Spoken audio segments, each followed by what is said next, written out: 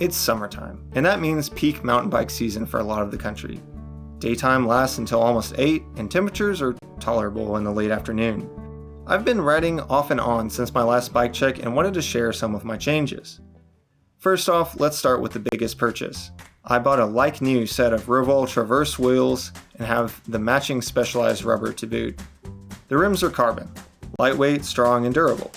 A 29mm internal width means big tires have more support and a larger overall volume. Speaking of tires, I have a specialized butcher in the front and a slaughter in the rear, both in 2.6 width with the grid sidewall protection. I chose these tires because they perfectly complemented the rim size and were a bit cheaper than comparable Maxxis tires from the shop. The rims are set up tubeless, and besides the rear hub change from Roval to Bontrager, the wheels are stock. So far the wheels have been excellent. I haven't beaten them as hard as some riders, but I've put a fair amount of mileage on them with no need to true or tension the spokes.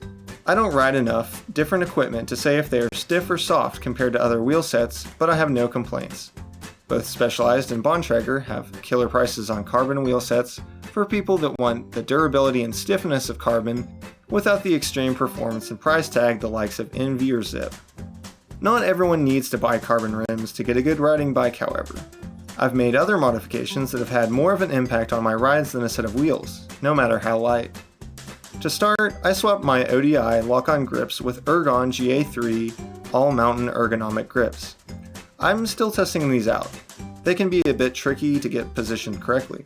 Standing up out of the saddle, they eliminate arm and hand pump from constant trail jitter on long descents. When sitting down and cranking on climbs, they claim to reduce hand numbness from pinched nerves. No matter the claims, they are comfortable and worth giving a try if you have your fit otherwise dialed. Next are the pedals. I upgraded to the Crank Brothers Stamp 7 Danny McGaskill's Special Edition size small. I love the way these pedals look. They also function exceptionally well. They have removable studs rather than pins, which helps preserve the sticky rubber on the bottom of those expensive 510 shoes you probably wear, while also providing tons of grip. They're metal, but they do make a plastic version for much cheaper. There's a reason why these pedals are so popular, but be warned that the full metal ones are expensive. I bought these because I plan on spending a lot of time at the Angel Fire bike park in the next few years, which means a lot of time in flat shoes. What do you think I should ride for bike parks though? Flats or clips?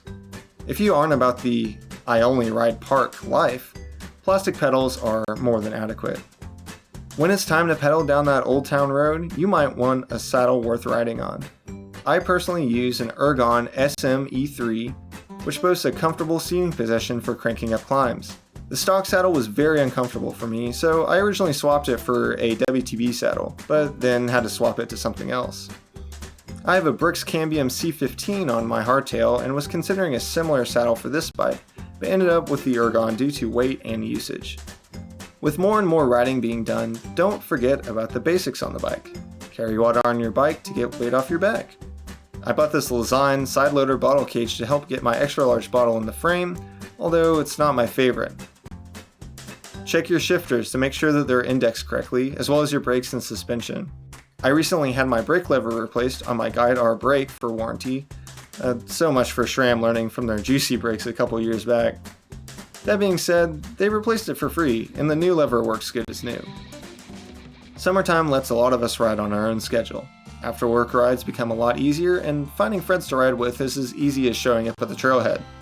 However, it can also mean shorter rides due to heat, as well as other commitments with kids and summer jobs.